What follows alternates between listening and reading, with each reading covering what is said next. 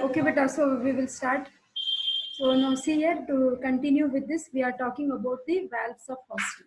So how many valves are here? Like see here, basically in this picture we are shown how many? 1, 2, 3, isn't it?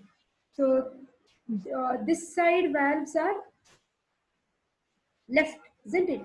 This side valve is right valve, isn't it? So the first valve, it can be either from the right side or the left side. Okay, and when you measure it from the anal orifice, it will be around 12 centimeters above, and this valve is basically corresponding at the level of S3. Okay, then second valve at 2.5 centimeters above the third valve. Suppose this is the third, this is second. Okay, so most of the time it will be coming from the left side. Then third valve, what is the level of third? This was S3 and this is S5. Okay, and basically when you just measure like this, it is around 5 centimeters above the anal orifice. And basically here it is shown from left side, but it is from anterior and right wall. So largest, most constant and most important, I could not get a better picture, but these are not actually corresponding. So but critically these are right. Okay, fourth valve is lying about 2.5 centimeters. That means if you measure from here, just somewhere around here, 2.5 centimeters up, like below the third valve. So overall, these are the 4 permanent folds what we have, which are called as Houston's valves. Okay, just try to remember vertebra level and length from the anal orifice. Okay, so like that we have 4 valves. So this is Netter's atlas picture where we are shown 2 left and 1 right. There may be one more also. Okay, these are the permanent folds.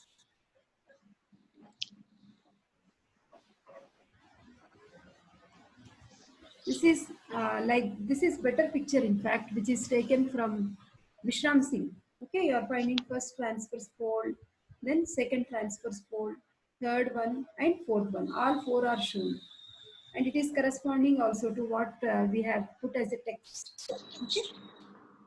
Now coming to the histology, like any part of the GIT, what are the 4 basic layers we have? When you come from inside, Serosa, muscular layer, Submucosa. If you go from inside, mucosa, submucosa, muscularis externa, and serosa.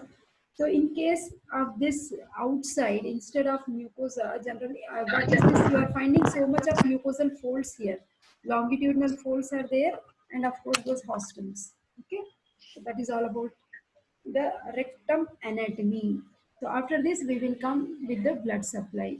So what are the various blood vessels supplying? We have superior rectal artery, okay, middle rectal artery, and inferior rectal artery. Okay, so middle rectal artery is a branch of internal iliac, and inferior rectal artery is a branch of internal pudendal. Internal pudendal is also again a branch of internal iliac. We will discuss it. We will discuss this as a separate topic, nothing to worry. Okay. So overall, now this is the blood supply of rectum. So we have superior rectal artery.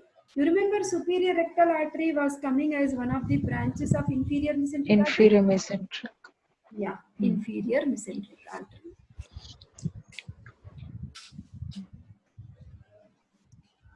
Now, middle rectal, like they are 2 in number. These are the middle rectal, like this and like this.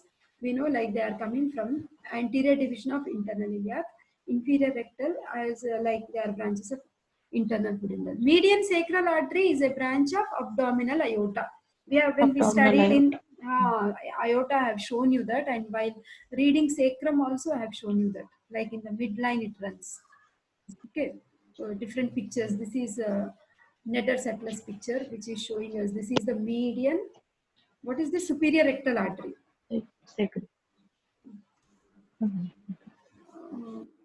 This is the superior rectal. This is the median sacral, and these are the inferior rectal arteries. Okay.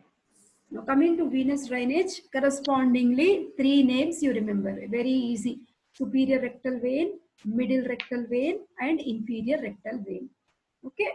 Do you remember like superior rectal vein, middle rectal vein, or Do you remember we have a porta caval anastomosis here? What is porta caval anastomosis?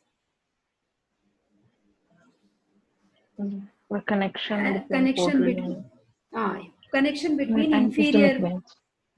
inferior vena cava veins and portal veins are in communication. No, that now see, this is the tributary. Superior rectal vein will be draining into portal vein, whereas middle rectal vein and inferior rectal vein will be draining into inferior vena cava.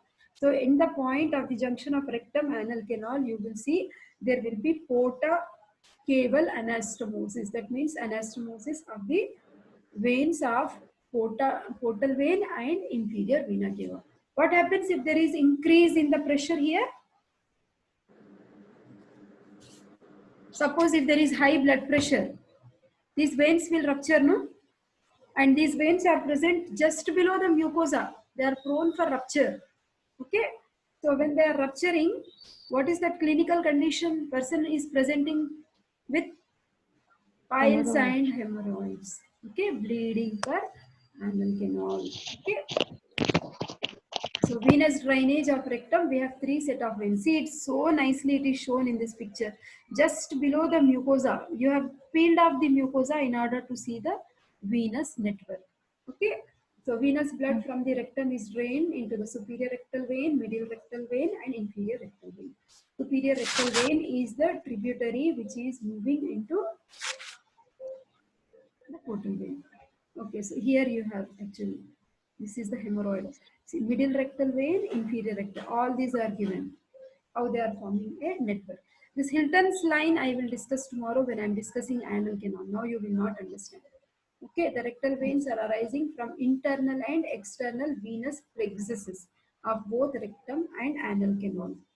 Okay, external venous plexus is surrounding, like it is below in the perianal skin, that is outside surrounding the anus. This again I will discuss tomorrow when I am discussing the venous drainage and blood supply of anal canal. Okay. So internal and external, this external piles, internal piles I'll explain tomorrow only better, because you will have a better understanding.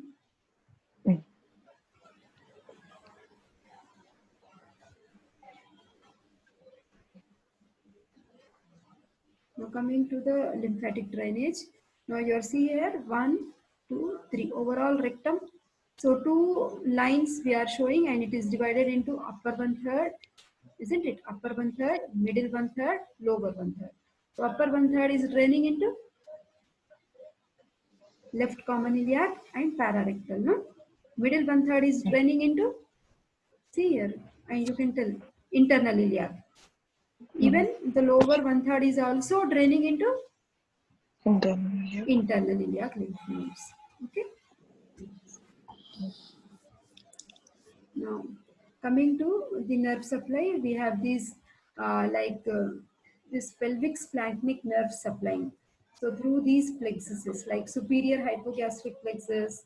Okay, we have this right hypogastric nerve, then inferior hypogastric. This I will explain as a separate class. Yeah, like this, just you can remember the names. You can't understand much. Okay. Supports of rectum. That puborectal sling, which we have seen at the junction of the rectum and anal canal. That is like holding the rectum in position and not letting the rectum to prolapse. Okay. And reflection of peritoneum. Spelling is wrong.